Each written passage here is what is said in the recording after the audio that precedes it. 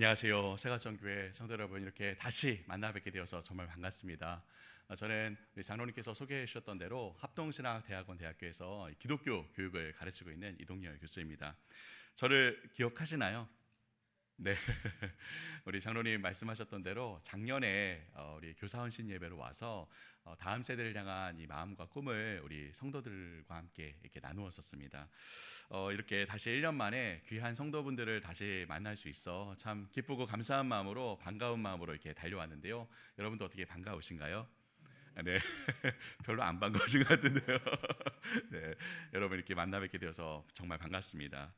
요즘 가면 갈수록 참 신학교들도 교회들도 참 어렵고 힘든 시기라는 이야기들이 많은데, 이렇게 주님의 이 사명을 귀하게 감당하고 계시는 우리 세가천 교회 성도분들을 보니 제 마음에 참 희망이, 소망이 솟아납니다.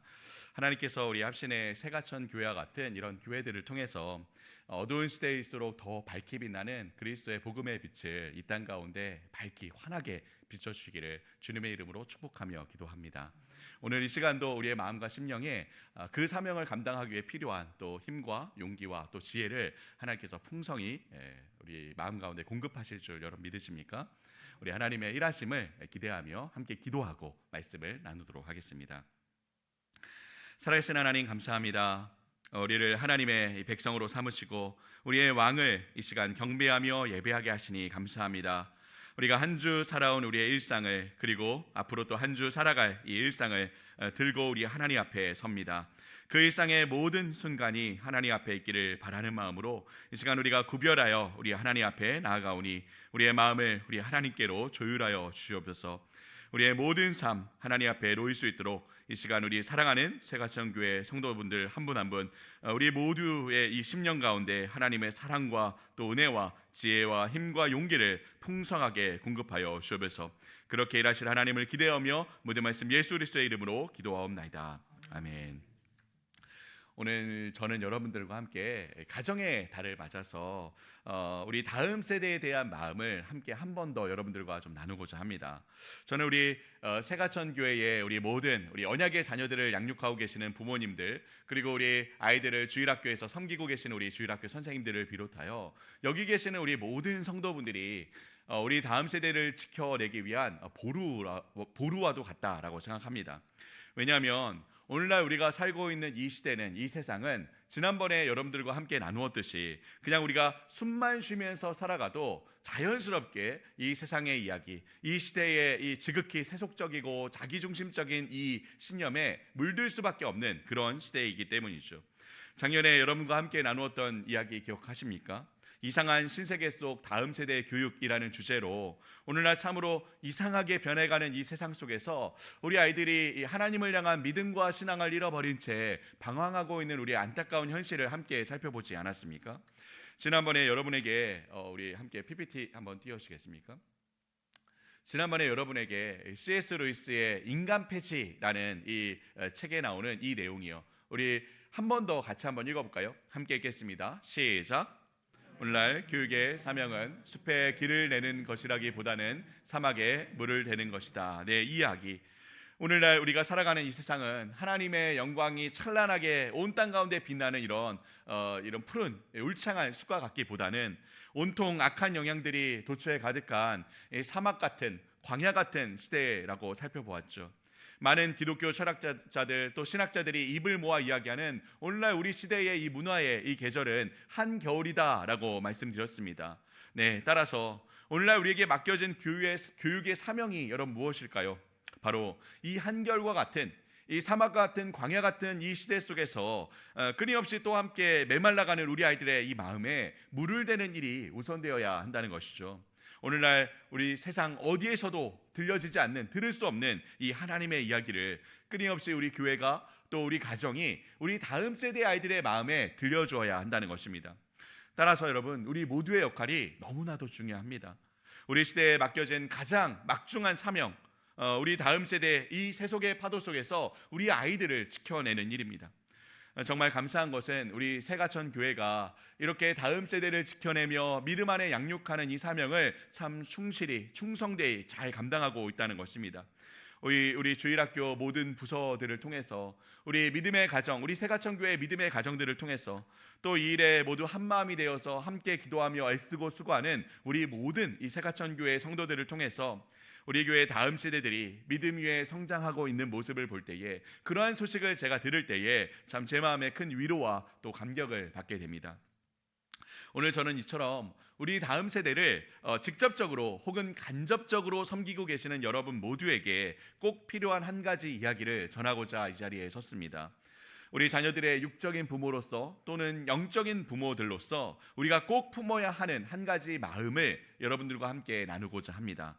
한 알의 밀알이 썩어야 마른 열매를 맺듯이 한 영혼을 품고 그 생명을 싹 틔우기 위해서 참 고통 가운데 신호하며 애쓰고 수고하고 계신 여러분 모두에게 오늘 말씀이 조금이나마 위로와 또 힘을 줄 수 있기를 주님의 이름으로 축복합니다. 그래서 오늘 우리가 함께 살펴볼 말씀은 바로 시편 127편 말씀입니다. 여러분 혹시 시를 즐겨 읽으시나요? 시? 솔직히 요즘에는 시에 대한 관심들이 많이 사그러진 것이 사실입니다. 예전에 제가 교회 중고등부 학생이었을 때 늘 연말에 교회에서 하는 행사가 있었죠. 여러분 무엇인지 기억하십니까? 어떤 행사죠? 문학의 밤 기억하시죠? 네, 그 시절에 이제 교회에 다녔던 분들은 다 기억하실 겁니다. 문학의 밤 참 놀랍죠. 교회에서 하는 행사인데 뭐라고요? 문학의 밤이라고요. 그죠? 이때 뭐 연극도 하고 찬양도 부르고 뭐 워십도 하고 여러 가지 순서들이 있었지만 항상 꼭 들어있는 순서가 무엇이었죠? 바로 시낭송이었습니다. 꼭 시낭송을 했던 것 같아요. 그만큼 예전에는 문학에 대해서 참 관심들이 많았고 시를 참 즐겨 읽었습니다. 남녀노소 모두가 시를 즐겨 읽으며 또 시를 직접 짓기도 하고요. 인기 있는 시인들도 참 많았던 것 같고 여러 사람들이 시집을 늘 가방에 하나씩 또는 이제 품에 안고 다니지 않았습니까? 성경에도 곳곳에 참 많은 시들이 등장하죠. 특히 마치 시집과도 같이 한 150편의 시들을 한꺼번에 모아놓은 그런 이제 그 책이 있죠. 바로 오늘 본문이 이 시편입니다. 특히 여러분 성경 66권 다 우리 하나님께서 우리에게 주신 참 소중한 말씀들이지만 이 성경의 66권의 책들 중에서 사람들이 가장 많이 읽은, 가장 사랑하는 책이 여러분 어떤 책인지 아십니까? 어떤 책일까요?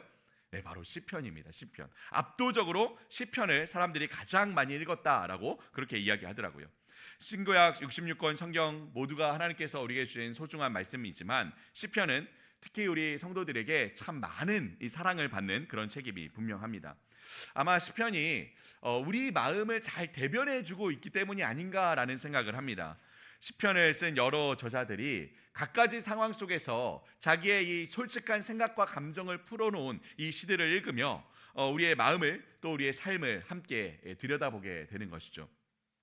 그런데 사실 시편은 보통 다른 시집들과는 좀 다른 특징을 갖고 있습니다. 보통 시집들은 서로 다른 내용의 시들을 또 서로 다른 주제들의 시들을 그냥 이제 별개의 시들을 하나로 이렇게 엮어놓은 책이죠, 그죠?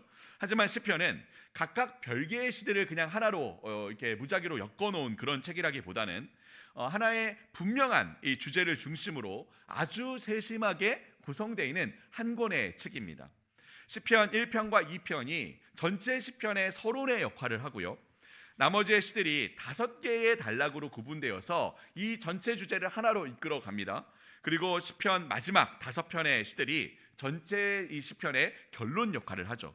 이처럼 시편 150편은 서론, 본론, 결론 이렇게 짜임새 있게 하나로 구성되어 있는 한 권의 책이라는 것이죠. 그럼 시편은 어떤 주제를 중심으로 어떻게 구성되어 있을까요? 간단하게 살펴보자면 우선 전체 시편의 이 서론과도 같은 시편 1편, 2편의 전체 시편의 주제가 이렇게 등장합니다. 우리 함께 이 주제를 함께 한번 읽어볼까요? 함께 읽겠습니다. 시작. 신실하게 따르며. 네, 이게 전체 시편의 주제입니다. 하나님의 언약. 하나님께서 우리에게 주신 그 언약의 말씀, 하나님 나라에 대한 약속을 마음에 품고 그 하나님 나라를 기다리라는 것이 이 전체 시편의 주제이죠. 그리고 이 주제를 전체 시편이 5권으로 이루어져서 이끌어 갑니다. 우선 1권과 2권에서는 전체 시편의 절반 가까이를 지은 다윗의 시들을 중심으로 하나님 나라 이 이스라엘의 시작과 그 나라의 진정한 왕이신 하나님을 향한 찬양과 감사의 노래가 나오고요. 그리고 3권에서는 이 왕이신 하나님을 버려서 배신해서 하나님의 심판을 받아 멸망하고만 이스라엘의 이 비극에 대해서 탄식하는 시들이 나옵니다. 끝으로 4권과 5권에서는 끝내 메시아가 오셔서 회복될 하나님 나라에 대한 소망에 대한 시들이 나오죠. 그리고 너무나도 흥미롭게도 이 각각의 5 단락이 동일한 문구로 마무리가 됩니다. 그게 어떻게 되느냐? 우리 같이 이 문구 같이 한번 읽어볼까요? 시작. 이스라엘의 하나님 영원히 송축할지어다. 아멘 아멘. 5건이 동일한 결론으로 마무리가 되어요. 이스라엘의 하나님 여호와를 영원히 송축할지어다. 아멘 아멘. 이게 전체 시편의 이제 주제인 것이죠. 그리고 이 주제가 마지막 결론 부분에도 분명히 나옵니다. 시편의 마지막 146편에서 150편까지 이 5편의 시들을 시작과 끝이 모두 할렐루야로 되어 있다고 해서 할렐루야 시편이라고 부릅니다. 여러분 저를 한번 따라해 주시겠습니까? 할렐루야 시편. 네, 이 5편의 시들을 할렐루야 시편이라고 하거든요. 이 할렐루야 시편의 또 결론이 이렇게 나오죠. 우리 같이 한번 읽어볼까요? 결론 시작. 언약을 신실하게 이루셔서 하나님 나라를 완성하실 하나님을 향한 감사와 찬양의 주제가 이 결론 부분에 등장한다는 것이죠. 여러분 이처럼 시편은 각 시들도 정말 풍성한 의미와 또 깊은 감성을 담아내고 있는 참 은혜로운 시들이지만 또한 전체 내용이 이처럼 하나의 주제로 어우러져서 이 동일한 주제로 치밀하게 구성되어 있는 한 권의 책이라는 것이죠. 사실 이스라엘의 전체 역사를 이 세상의 전체 역사를 아우르고 있는 이 대서사를 담고 있는 놀라운 책이 바로 시편입니다. 여러분도 앞으로 시편을 읽으실 때에 이런 큰 그림 속에서 읽어가시면요, 각 시들을 읽으며 이 받게 되는 은혜와 감격도 물론 있겠지만 거기에 더불어 이 개별적인 이야기들이 결국 하나님께서 그려가시는 큰 이야기 속에 있음을 느끼며 여러분 더 큰 은혜를 누릴 수 있을 거라고 생각합니다. 이렇게 한번 기억하시며 시편을 한번 묵상해 보시기 바랍니다.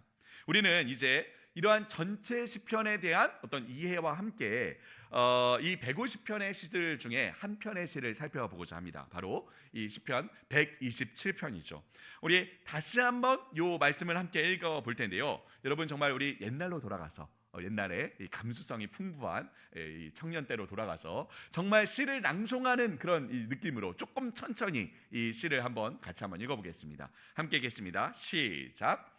여호와께서 집을 세우지 아니하시면 세우는 자의 수고가 헛되며 여호와께서 성을 지키지 아니하시면 파수꾼의 깨어 있음이 헛되도다. 너희가 일찍이 일어나고 늦게 누우며 수고의 떡을 먹음이 헛되도다. 그러므로 여호와께서 그의 사랑하시는 자에게는 잠을 주시는도다. 보라, 자식들은 여호와의 기업이요 태의 열매는 그의 상급이로다. 젊은 자의 자식은 장사의 수중에 화살 같으니 이것이 그의 화살통에 가득한 자는 복되도다. 그들이 성문에서 그들의 원수와 담판할 때에 수치를 당하지 아니하리로다. 네, 여러분 정말 너무 아름다운 시이죠, 그죠? 시편 127편은 전체 시편에서 딱 2편 나오는 솔로몬의 시들 중에 하나입니다. 솔로몬은 전체 시편 중에서 72편과 이 127편 딱 2편을 지었습니다. 사실 솔로몬도 지혜로 말하자면요, 다윗 못지않았던 사람이죠. 성경 곳곳에 그래서 솔로몬의 시들이 많이 나옵니다. 예를 들어서 아가서 전체가 사실 솔로몬이 지은 아주 유명한 시이죠. 거기다가 잠언과 전도서도 솔로몬의 지혜를 담고 있는 격언 내지 시라고 할 수 있습니다. 또 역대하 6장에 나오는 솔로몬의 기도 역시 시입니다. 하지만 시편 자체가 사실 아까 개간에서도 살펴봤듯이 다윗을 중심으로 아주 치밀하게 구성되어 있는 책이기 때문에 솔로몬의 시는 이 시편에서 딱 2편밖에 나오지 않는 것이죠.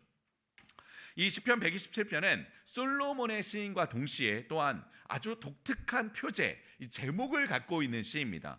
여러분 잘 아시죠? 시편에는 많은 시들이 표제, 제목을 갖고 있습니다. 이 시편 127편에도 이렇게 제목이 붙어 있는데요. 우리가 함께 이 시편 127편 표제 같이 한번 읽어볼까요? 함께 읽겠습니다. 시작.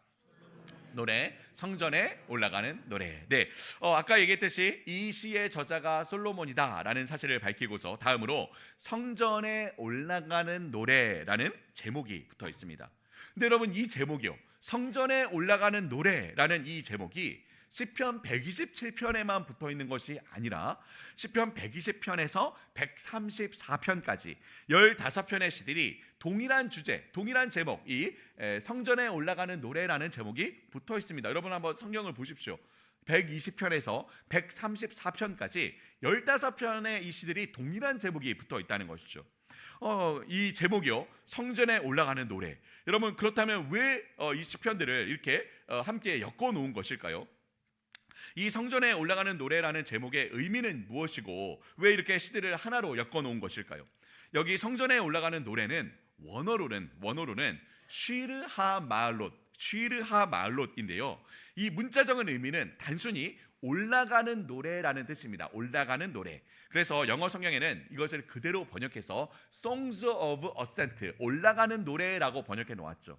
그런데 한글 성경에는 번역할 때에 여기에 없는 단어, 성전에라는 없는 단어를 붙여 놓았습니다. 왜일까요? 여기 올라가다라는 단어가 사실 성경에서 쓰일 때에 거의 대부분의 경우 하나님께로 향하다, 특히 성전에 계신 하나님께로 나아간다라는 의미가 있기 때문이죠. 그러니까 단어 자체에 그 대상에 대한 것이 분명히 명시되어 있는 것이죠. 특히 이 성전에 올라가는 노래는 각 지역에 흩어져 있던 이스라엘 백성들이, 이스라엘의 3대 절기이죠, 무교절, 77절, 초막절이 되면 하나님을 예배하기 위해 이 예루살렘에 있는 성전으로 이렇게 모이게 되는데, 이 순례의 길을 행할 때에 실제로 불렀던 찬양들이라고 합니다. 그런데 예루살렘 지역이 다른 지역들에 비해서 좀 높이 있는 거죠. 거기다가 이 예루살렘 이 성전이 이제 시온산에 있다 보니까 좀 더 높은 지역으로 사람들이 나아가며 올라가게 되는 거죠. 성전으로 올라가게 되는 겁니다. 이렇게 예루살렘부터 시작해서 성전을 향해 나아가다 보면 완만한 오르막길이 이어지고 저기에 성전이 올려다 보이는 거죠. 올라가는 것이죠.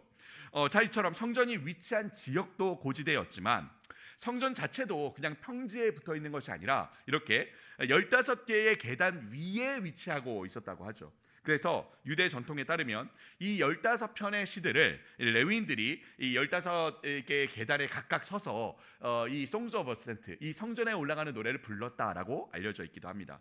이처럼 지역적으로도 구조적으로도 성전이 위에 위치해 있었지만, 그래서 성전에 올라가야 했지만 이 성전에 올라가는 노래가 단순히 그런 올라가는 행위만을 나타내는 것은 아니었습니다. 사실 지역적으로 구조적으로 이렇게 성전을 위에 위치해 둔 이유가 있죠. 목적이 있죠. 바로 하나님을 향하는 사람들의 마음의 상태와 상황을 반영하는 것입니다. 우리가 놓여진 이 현실이요, 이 현실, 죄가 만연한 이 세상 속에서 이 끊임없이 죄성을 갖고 살아가는 우리의 존재, 그죠? 그래서 이 세상 가운데 살아가며 겪게 되는 수많은 고통과 어려움, 절망과 낙심, 이 혼란과 공허함 가운데 위에 계신 하나님을 향해 순례의 길을 걸어가는 것이죠. 그렇게 한 걸음 한 걸음 하나님을 향해 올라가는 이 순례의 길을 따라서 조금씩 우리의 이 마음에 하나님께로 가까이 다가가며 이 마음에 위로부터 오는, 하나님께로부터 오는 기쁨과 소망과 감사가 차오르게 되는 것입니다. 바로 그러한 마음을 이 성전에 올라가는 노래를 통해서 이렇게 표현하고 있는 것이죠. 자, 그러면 여러분, 이 성전에 올라가는 노래 시편 127편은 하나님을 향한 이러한 마음을 어떻게 노래하고 있나요? 사실 시편 127편 말씀은요, 너무나도 짧은 시입니다. 딱 5절로 이루어진 굉장히 짧은 시인데요, 그럼에도 불구하고 굉장히 유명한 구절들이 많습니다. 우리가 너무 잘 아는 구절들이 많아요. 특히 여러분, 이 2절 뒷부분에 이 말씀이요, 여호와께서 그의 사랑하는 자에게는 잠을 주시는도다. 여러분, 이 말씀 다 잘 아시죠? 하나님께서 사랑하는 자에게 잠을 주신다. 이 말씀 우리 너무 사모하는 말씀 아닙니까? 그죠? 여러분, 이 말씀 읽으실 때에 그런 생각 해보셨습니까? 하나님이 정말 얼마나 나를 사랑하시는지, 그죠? 잠을 자도 잠이 오네. 그죠? 여러분, 혹시 옆에 눈을 감고 주무시고 계신 분 계십니까? 여러분, 깨우지 마십시오. 지금 사랑을 받고 계시는 중이거든요. 네, 깨우지 마시기 바랍니다. 네. 자, 여러분, 이 말씀이요, 너무 유명한 말씀이죠. 또 여러분, 3절 말씀이요, 보라, 자식들은 여호와의 기업이요 태의 열매는 그의 상급이로다. 이 말씀이요, 자녀를 가진 부부에게 축복의 말씀으로 전하는 말씀이죠. 우리 출산한 가정에 교회에서 신방을 갈 때 늘 이렇게 요 구절을 이렇게 액자에 담아 혹은 이렇게 새겨서 이렇게 선물로 주지 않습니까? 아마 여러분들 집에도 이렇게 하나씩 걸려 있지 않을까 싶습니다. 자, 여러분, 이렇게 자녀를 선물로 주신 하나님께 감사하며 이 가정 안에 하나님께서 이 자녀로 인해 복과 기쁨이 가득하기를 축복하는 거죠. 근데 우리가 여러분 이 유명한 이 잘 알려진 구절들을 정말 제대로 바르게 이해하기 위해서는 사실 이 구절만 보아서는 안 된다는 거예요. 이 구절들은 반드시 시편 127편의 전체의 맥락 안에서, 그리고 우리가 아까 살펴보았던 이 성전에 올라가는 노래에 대한 이해와 함께, 또 시편 전체의 주제와 함께 이해해야 제대로 바르게 이해할 수 있다는 것입니다. 여러분, 우선 이 시편 127편 3절 말씀이요, 이 말씀을 우리가 자녀를 출산한 부부에게 축복의 말로 액자에 담아서 선물하는 이유는 정말 이 자녀가 이 가정에 하나님께서 주신 선물과 또 같은 존재이고 부부에게 이 기쁨을 주는 이 존재이기 때문에 그런 것이죠. 네, 맞습니다. 물론 자녀는 하나님께서 그 가정에 주신 하나님의 선물이고 열매이며 부부에게 기쁨과 복을 가져다 줄 상급입니다. 그런데 또 한편 이 본문 다음에 여러분 어떤 말씀이 나옵니까? 4절과 5절 여러분 같이 한번 읽어볼까요? 함께 한번 읽어보겠습니다. 시작. 장사의 수중에 화살 같으니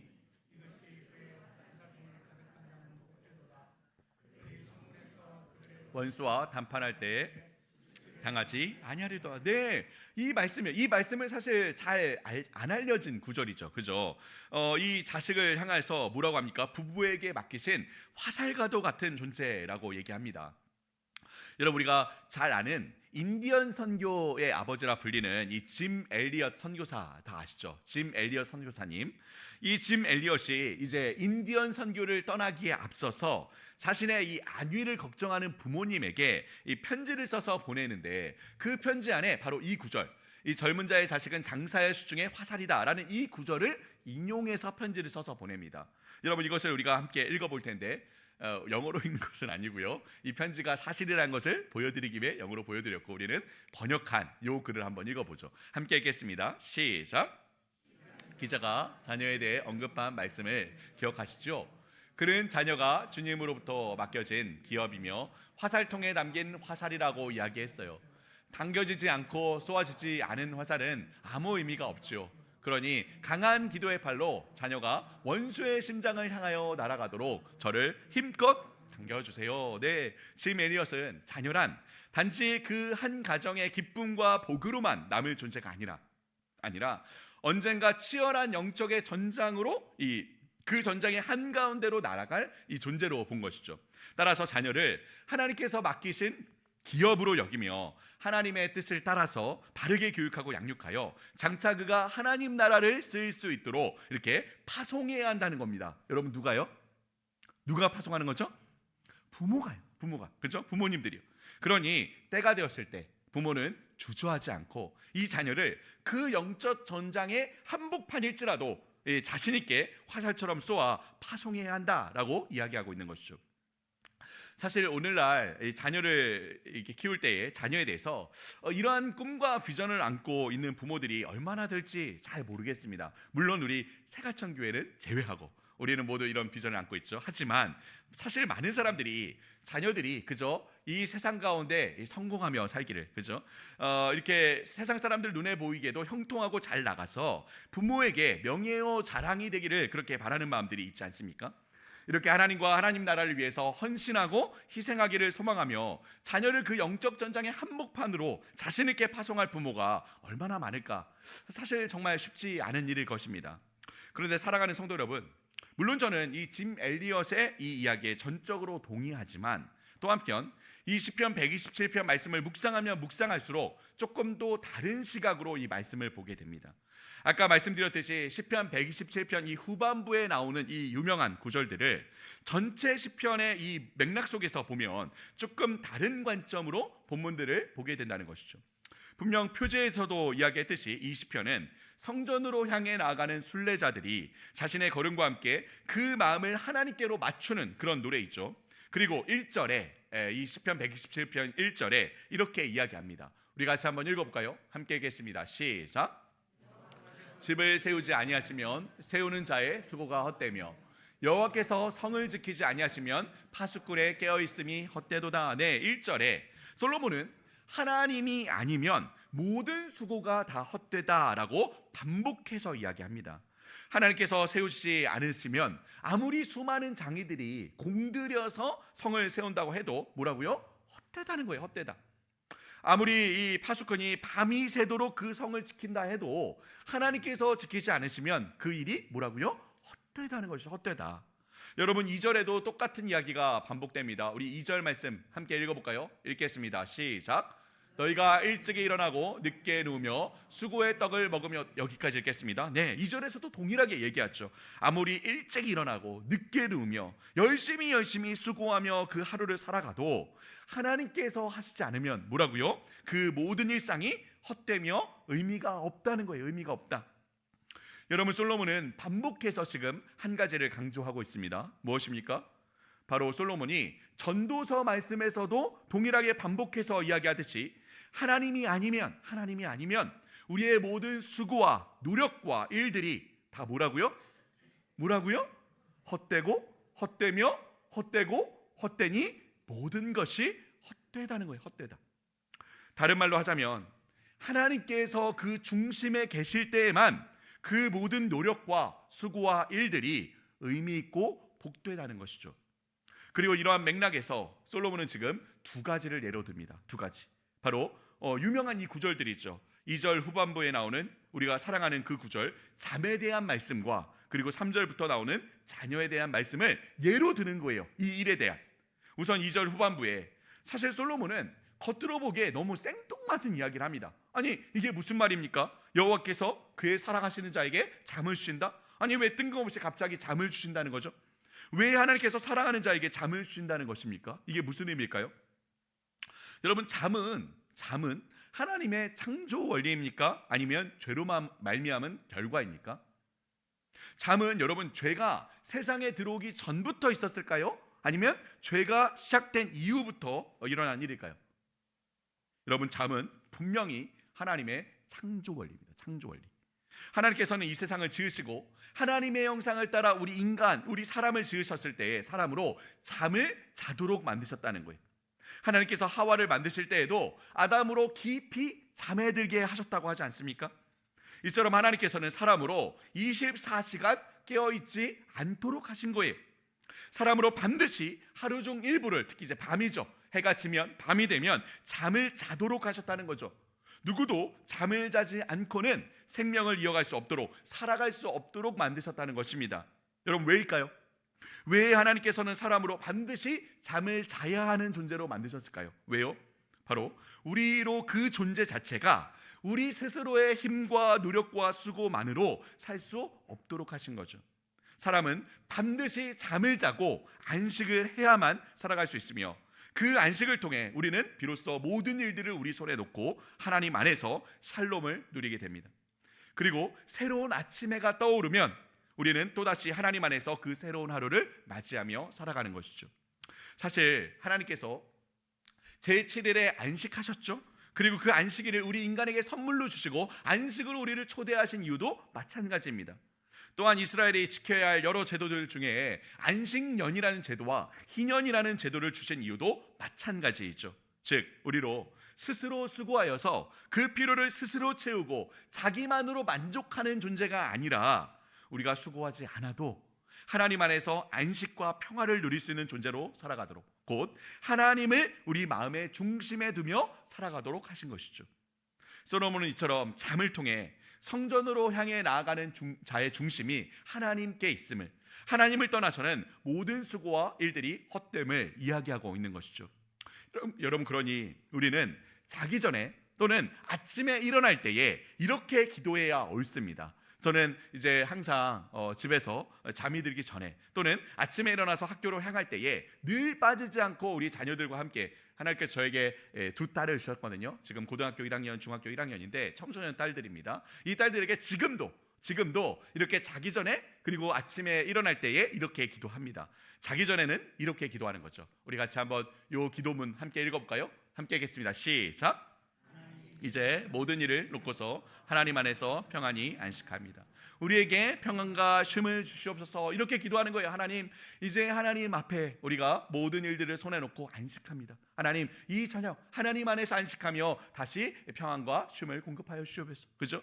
그리고 아침에 일어나서는 또 이렇게 기도합니다. 우리 같이 한번 읽어볼까요? 시작. 살아계신 하나님, 하나님 안에 안식을 누리고 이제 주님께서 주신 선물과도 같은 하루를 맞이합니다. 오늘 하루 하나님 안에서 기쁨으로 살게 하옵소서라고 기도하는 거예요. 이렇게.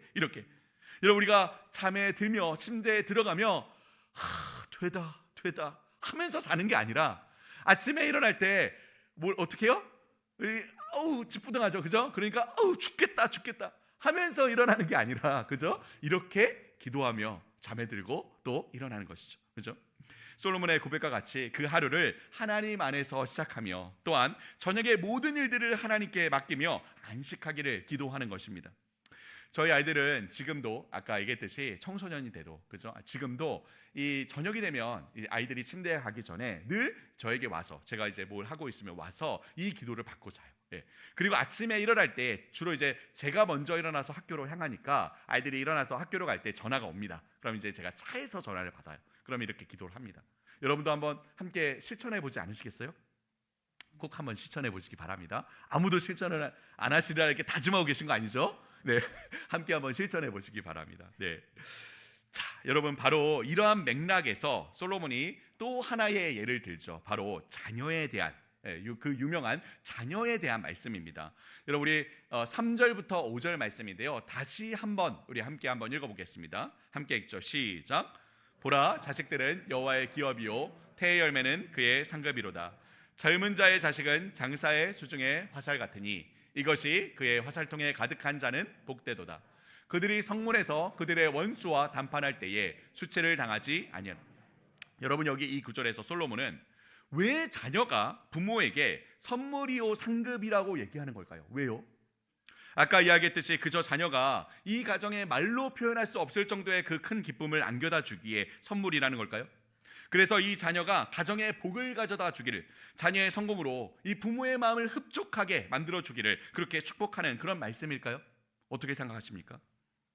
우리가 지금까지 살펴본 이 시편 127편의 이 전체 맥락 안에서 볼 때에 우리는 이 구절을 결코 이렇게 이해할 수 없습니다. 오히려 이 말씀은 전혀 반대의 의미를 갖고 있다는 거예요. 바로 자녀 역시, 자녀를 양육하는 일 역시 다른 모든 일들과 마찬가지로 우리 부모가 아무리 애쓰고 수고하며 공을 들여서 교육한다고 해도 그 노력과 수고가 뭐라고요? 여러분? 헛되다는 겁니다. 헛되다. 여러분, 우리는 자녀를 양육하며 이러한 순간을 너무나도 많이 맞이하지 않습니까? 아침부터 저녁까지, 아기에서부터 성인에 이르기까지 부모는 끊임없이 자녀로 인해 수없이 많은 노력과 수고를 들여야 하고 끊이지 않는 고민들을 하게 됩니다. 육적인 부모뿐만 아니라 영적인 부모들도 마찬가지죠. 1년 동안 그렇게 열심히 마음을 담아, 이 마음을 쏟아 사랑을 다해 진심을 담아 우리 아이들을 양육하고 교육하고 섬기는데, 때로 아이들의 모습을 볼 때면 여러분 어떻습니까? 이 모든 수고와 노력이 과연 무슨 의미가 있을까? 마음이 참 공허해질 때도 있죠. 네, 우리는 부모로서 또 교사로서 우리의 모든 수고와 노력과 일들이 참으로 물거품처럼 사라지는, 모래성처럼 무너져 내리는 순간을 수없이 마주하게 된다는 거예요. 그래서 한없이 절망하고 끊임없이 낙심하게 되는 거죠. 부모 뜻대로 자라주는 자녀가 여러분 어디에 있습니까? 속된 말로 그런 말들도 있죠. 자식 이기는 부모 없다. 그죠? 여러분, 또 이런 말도 있지 않습니까? 죄송합니다, 여러분. 무자식이, 죄송합니다, 속된 말이죠. 하지만 세상도 아는 거예요. 세상도요. 뭐라고요? 자녀는 부모에게 복은커녕 기쁨은커녕 온갖 근심과 걱정과 절망과 숱한 문제들을 안겨다 준다는 걸요. 세상도 아는 거죠. 그런데 그런 자녀가 부모에게 또 교사에게 뭐라고요? 복이라는 거예요. 선물이라는 겁니다. 상급이라는 거죠. 여러분, 왜일까요? 왜 이런 자녀가, 이런 숱한 고민과 어려움과 낙심과 절망을 안겨다 주는 이런 자녀가 왜 우리에게 복이며 선물이며 상급입니까? 왜요? 그만큼 우리로 하여금 절대적으로 하나님께 우리 아이들을 맡기며 기도하며 전적으로 하나님만을 의지할 수밖에 없기 때문이죠. 자기 스스로의 힘과 노력으로는 결코 되지 않는 이 자녀로 인해 우리 마음이 끊임없이 상하고 무너져 내립니다. 그러면서도 결코 포기할 수 없는 자녀이기에 나의 모든 수고와 노력을 손에서 놓고 하나님께로 나아가 두 손 들고 두 발 들고 기도할 수밖에 없는 거죠. 그때마다 우리 마음이 깎이며 다듬어집니다. 그리고 그 깎여져 나간 자리, 내가 중심에 들어서 있던 그 마음에 하나님이 들이차기 시작하는 거죠. 솔로몬이 시편 127편에서 끊임없이 반복해서 얘기하는 내용이 바로 그것이죠. 하나님께서 세우시지 않으면 아무리 집을 세운다 해도 헛되다. 하나님께서 성을 지키지 않으시면 아무리 밤새도록 성을 지켜도 헛되다. 일찍 일어나 늦게 누우며 하루 종일 이 수고하며 살아도 하나님이 하시지 않으면 모든 일들이 헛되다고요. 반대로 말하자면 하나님께서 계신다면, 하나님께서 함께 하신다면 그것이 진정한 복이요 선물이요 상급이라는 것이죠. 바로 자녀가 이 자녀들을 양육하는 일이 이 일을 절실하게 깨닫도록 하는 가장 적절한 예시라는 것입니다. 자녀를 양육하며 우리 아이들을 교육하며 끊임없이 우리는 경험하며 깨닫게 됩니다. 이런 무엇을요? 하나님이 아니면 정말 모든 것이 헛되구나. 하나님께서 하시지 않으면 무엇도 되지 않는구나. 내 힘과 내 노력과 내 뜻과 내 지혜로는 감당할 수 없는 일이구나. 오직 하나님께서 하시는구나. 솔로몬은 바로 이 사실을 마지막 4절과 5절에 이렇게 또 이야기합니다. 우리 같이 한번 요 구절 한 번만 더 읽겠습니다. 시작. 젊은 자의 자식은 장사의 주중에 화살 같으니 이것이 그의 화살통에 가득한 자는 복되도다. 그들이 성문에서 그들의 원수와 담판할 때에 수치를 당하지 아니하리로다. 네, 솔로몬은 자녀가 성문에서 원수들과 싸울 때에 그 부모들로 부끄러움을 당하지 않도록 하는 화살이다라고 합니다. 짐 엘리엇이 보낸 편지와 같이 물론 자녀는 부모의 소유가 아닌 하나님의 기업이며 언젠가 영적 전장의 한복판으로 날아갈 하나님의 백성이죠. 우리는 이러한 비전과 꿈을 안고 우리 자녀들을 양육하고 교육해야 합니다. 하지만 전체 문맥에서 이해할 때에 이 말씀에서 말하는 영적 전투의 가장 최전선은 바로 부모인 우리의 마음이 아닐까요? 성문 앞에서의 싸움이란 곧 우리 마음의 중심에 누가 설 것인가? 우리 부모들의 마음의 성의 이 주권이 누구에게 있는가에 대한 싸움 아닐까요? 곧 솔로몬은 자녀를 부모가 팔로 당겨 영적 전장으로 쏘아야 할 그런 존재라기보다는 자녀를 양육하는 가운데 끊임없이 우리 부모의 날라와 이 마음에 박히는 화살로서 이야기하는 것 아닐까요? 내 뜻대로 자라지 않는, 내 수고와 노력대로 결과가 주어지지 않는 자녀들로 인해 우리의 마음에 끊임없이 화살이 날라와 박힙니다. 그리고 우리로 하여금 그 상한 마음으로 철저하게 하나님께 엎드리도록, 그 가난한 심령으로 하나님 앞에 애통하도록 하시는 거죠. 이처럼 하나님께서는 자신이 중심에 서서 자기의 뜻을 이루기 위해 스스로의 수고와 노력을 의지하였던 우리로 하여금 자녀를 통해, 아이들을 통해 하나님 앞에 서게 하시며 무릎 꿇게 하시는 것이죠. 이 마음의 중심에 들어서 있던 모든 일들, 그 일들을 이루기 위해 애를 쓰고 수고했던 이 움켜쥐었던 우리의 손을 하나님 앞에 피게 하시는 것입니다. 우리가 육적인 자녀이든 영적인 자녀이든 우리에게 맡겨진 다음 세대들을 양육하고 교육하는 데 있어서 반드시 가져야 하는 마음, 저는 바로 이 마음이라고 생각합니다. 우리는 충분한 자격과 출중한 능력을 가져 그 일을 완벽하게 해낼 수 있는 자들이 아니라는 것이죠. 우리 역시 연약한 죄인들이며 하나님의 사랑과 은혜가 절실하게 필요한 자들입니다. 다음 세대를 교육하고 양육하는 일이 바로 이러한 우리의 현실을, 우리의 존재를 여실히 드러내는 것이죠. 그리고 스스로의 힘과 노력과 지혜로 결코 할 수 없는 이 일을 하나님 앞에 내려놓고 전적으로 그분만을 의지하게 하십니다. 그 과정에서 하나님께서는 누구보다도 바로 우리가, 바로 부모인, 교사인 내가 하나님 앞에 성장하고 자라가도록, 성화되어 가도록 하시는 것이죠. 그리고 그때 비로소 우리는 하나님과 함께 우리 자녀들을, 우리 다음 세대들을 양육할 수 있습니다. 완벽하지 않은 부모들이지만, 정말 부족한 것 많은 교사들이지만, 하나님 안에서 우리 아이들을 양육할 때에, 하나님을 전적으로 의지하며 아이들을 교육할 때에 우리는 하나님으로부터 모든 것들을 공급받게 됩니다. 폴 데이비드 트립이라는 저자가 쓴 완벽한 부모란 없다라는 책이 있는데요. 이 책의 한 구절을 우리가 꼭 기억했으면 좋겠습니다. 우리 같이 한번 함께 읽어볼까요? 함께 하겠습니다. 시작. 자녀에게 베풀기 위해서는 우리가 먼저 하나님의 돌보심이 필요한 자녀임을 고백해야 한다. 자녀를 인내해야 할 일이 있다면 먼저 우리에게 인내심이 필요하다는 사실을 고백해야 한다. 용서를 베풀어야 한다면 먼저 우리에게 용서의 은혜가 필요하다는 사실을 시인해야 한다. 끈기를 보여야 한다면 하늘에 계신 아버지도 우리를 결코 포기하지 않으신다는 희망을 겸하게 인정해야 한다. 계속 읽겠습니다. 시작. 자녀가 매일 예수님께 달려가도록 가르치고 싶다면 우리가 먼저 그렇게 살아야 한다. 자녀가 그들 마음과 손으로 지은 죄에 슬퍼하기 원한다면 부모인 우리가 먼저 우리 죄를 애통해야 한다. 우리도 자녀들처럼 매일 하나님의 양육이 필요한 존재임을 기꺼이 고백할 때 하나님의 은혜가 필요한 우리 자녀들을 그분의 은혜로 인도할 수 있다. 사랑하는 성도 여러분, 처음 시작할 때 저는 우리 시대의 다음 세대를 믿음 위에 세우는 일이 너무나도 절실하게 필요한 일이라 말씀드렸습니다. 그런데 이토록 중요한 우리에게 맡겨진 사명이요, 이 사막 같은 한겨울과 같은 시대 속에서 우리 아이들의 마음에 물을 대는 이 중대한 사명을 감당하는 것이 또 한편 너무나도 버겁고 어려운 일이라는 것이죠. 파커 파머라는 교육학자가 쓴 이 가르칠 수 있는 용기라는 책에서 이런 이야기가 나옵니다. 우리 함께 읽어볼까요? 시작.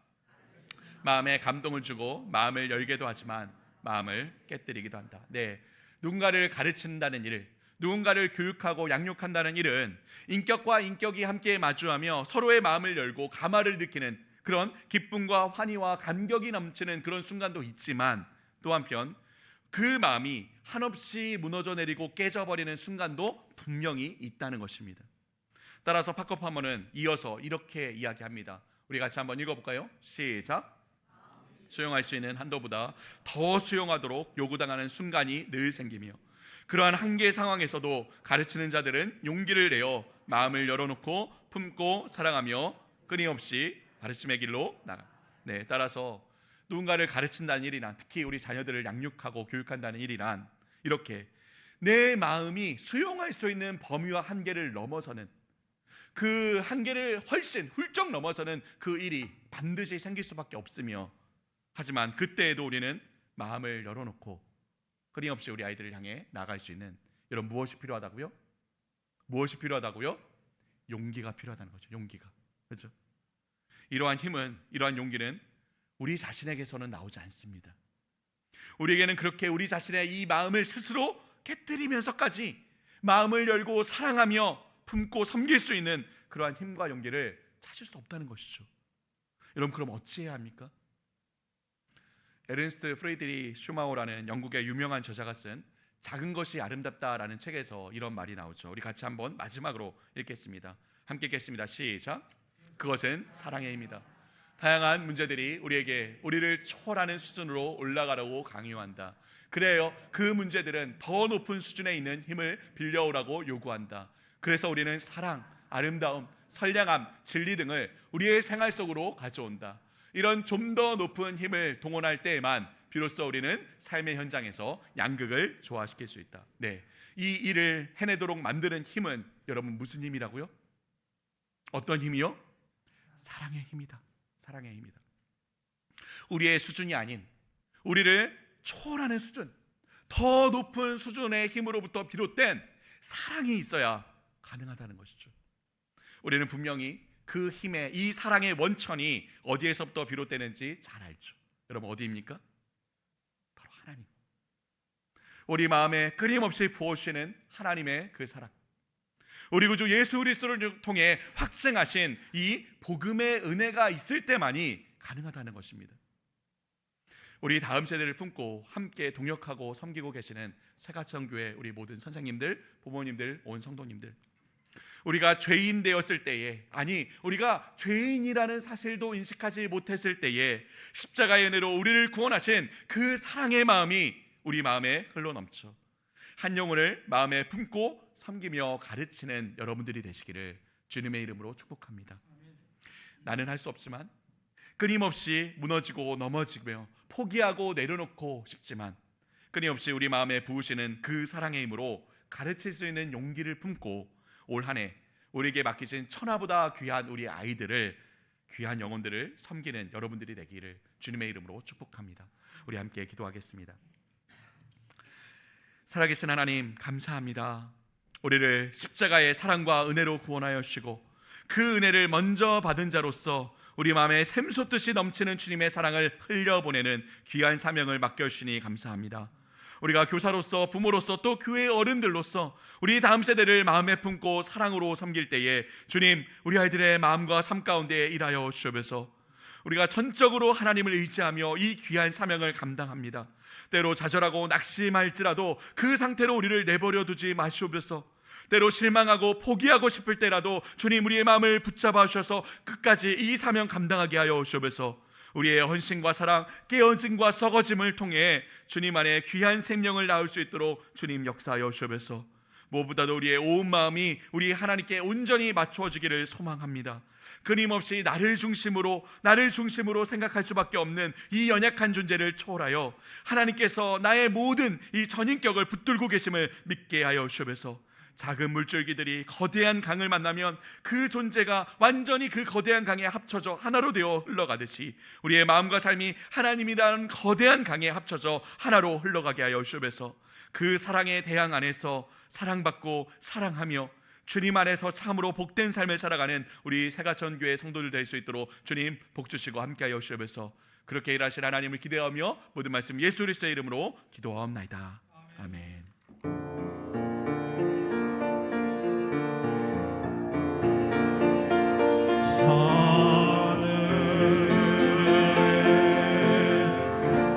계신 아버지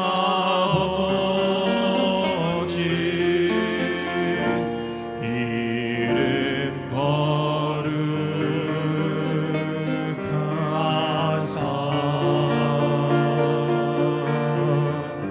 주님 나라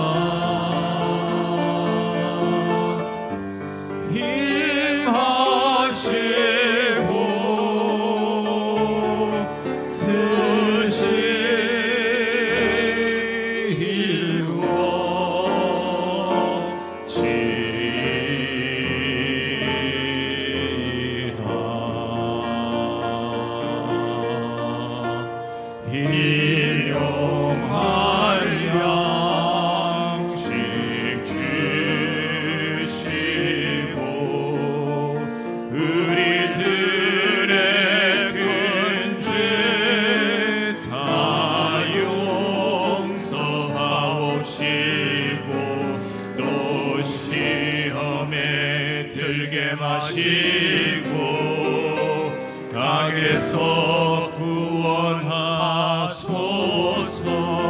대개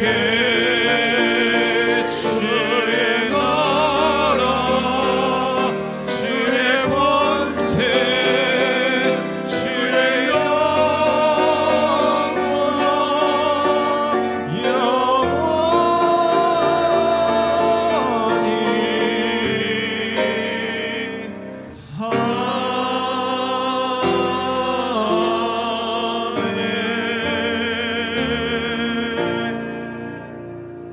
지금은 주 예수 그리스도의 은혜와 하나님의 사랑과 성령의 감화감동 역사하심이 하나님을 향한 순례의 길에 오른 우리 모든 새가천교회 성도들을 위해 모든 일과 상황 속에서 하나님이 우리의 전부이심을 경험하고 깨달으며 하나님 안에서 그 일상을 살아가고 하나님 안에서 안식을 누릴 우리 새가천교회 모든 부모님들, 주일학교 선생님들 위해 그 사랑의 품 안에서 하나님의 이야기를 마음속에 끊임없이 담아내며 싹 틔워 온 삶으로 하나님께 영광 돌릴 우리 새가천교회 다음 세대 위에 지금으로부터 영원까지 함께하여 주기를 간절히 축원하옵나이다. 아멘.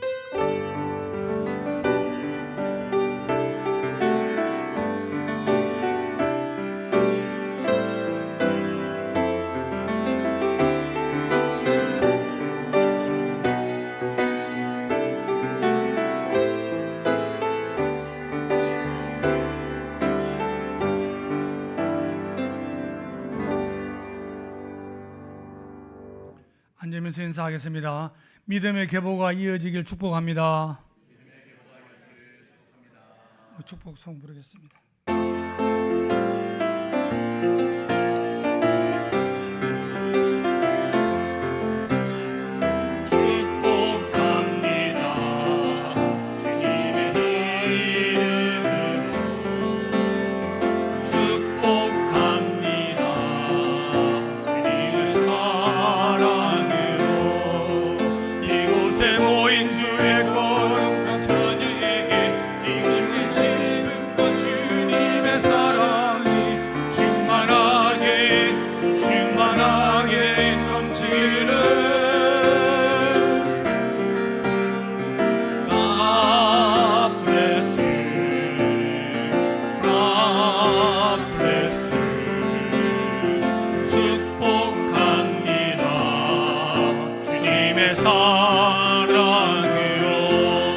축복합니다. 네, 장로님 광고해 주시겠습니다. 세대가 믿음으로 이어지는 아름답고 복된 가정을 이루어 가시길 축복합니다. 구역장 모임이 오는 금요일 30일 오전 10시에 3층 나눔원에서 있겠습니다. 그리고 오늘 은혜로운 주일 설교를 맡아주신 이동열 교수님께 깊이 감사드립니다. 단기 선교가 지금 계속 진행되고 있습니다. 단기 선교 활동 기간 동안 본교회가 하나가 되고 모든 활동이 하나님 뜻 가운데 안전하게 진행되어 잘 마무리되도록 기도하여 주시기 바랍니다. 그리고 단기 선교 지금 쭉 전체 주교에서 다 채워졌는데요. 그 안양 희망 선교회에서 남자분 2명 정도 지금 이제 추가로 모집하고 있다고 합니다. 지원해 주시면 감사드리겠습니다. 오는 6월 6일 전교인 한마음 잔치가 있겠습니다. 전교인이 함께 모이는 날입니다. 한 분도 빠짐없이 모여 영적 공동체의 교제를 갖도록 동참해 주시기 바랍니다. 또한 한마음 잔치에 있을 행운권 추첨에 필요한 물품을 후원받고 있습니다. 후원하고자 하시는 분들은 1층의 목회 행정실로 문의해 주시기 바랍니다. 지난주에 우리 등록하셨던 박대훈 형제님 있습니다. 서로 교제하여 주시고요. 위하여 기도해 주시기 바랍니다. 그리고 그 1년 동안 이명조 집사님 가정이 그 캐나다에 나가 있었는데 갑자기 지금 좀 아프셔가지고 그 이명조 집사님 혼자만 지금 이제 급하게 들어오셔가지고 지금 수술을 준비하고 있나 봅니다. 그래서 위하여 좀 기도해 주시기 바라고요. 주중에 있을 거니까 기도해 주시기 바랍니다. 그리고 방글라데시에 우리 지금 선교하고 있잖아요. 안생명 선교사님 그 진사모가 지금 어제 수술을 좀 했다고 합니다. 그래서 지금 자세한 상황은 좀 잘 모르겠는데요. 위하여 선교지와 위하여 기도하여 주시기 바랍니다. 그리고 아래 보시면 지금 담임 목사님 안식월이시고요. 여러 가지 교회 및 대회 행사들이 있습니다. 위하여 기도해 주시고요. 또 기도 제목들이 있습니다. 많은 환호들이 있고요. 위하여 기도해 주시기 바랍니다. 이상으로 광고 마치겠습니다.